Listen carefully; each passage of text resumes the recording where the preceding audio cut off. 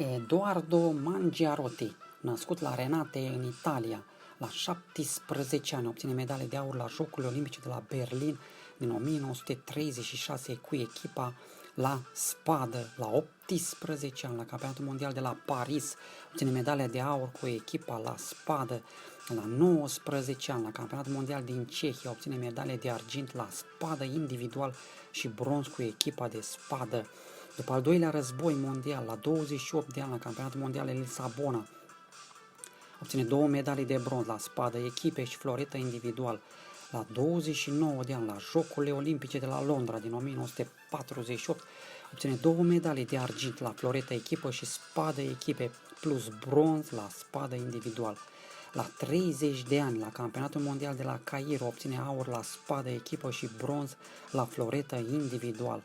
La 31 de ani, la Campionatul Mondial de la Monte Carlo, obține 2 medalii de aur la spadă și floretă pe echipe.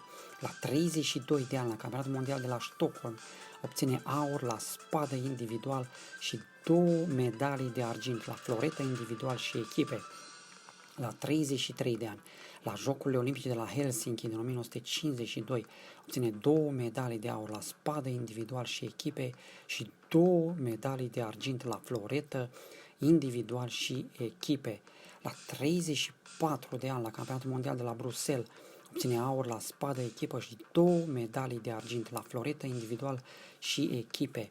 La 35 de ani, la Campionatul Mondial de la Luxemburg, obține 3 medalii de aur la spadă individual pe echipe și floretă echipe, plus argint la floretă individual.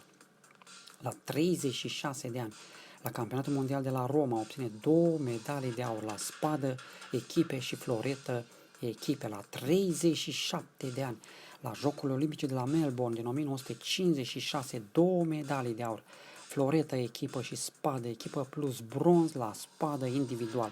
La 39 de ani, la Campionatul Mondial din Statele Unite, obține aur la spadă pe echipe și argint la spadă individual, plus bronz la floretă echipe.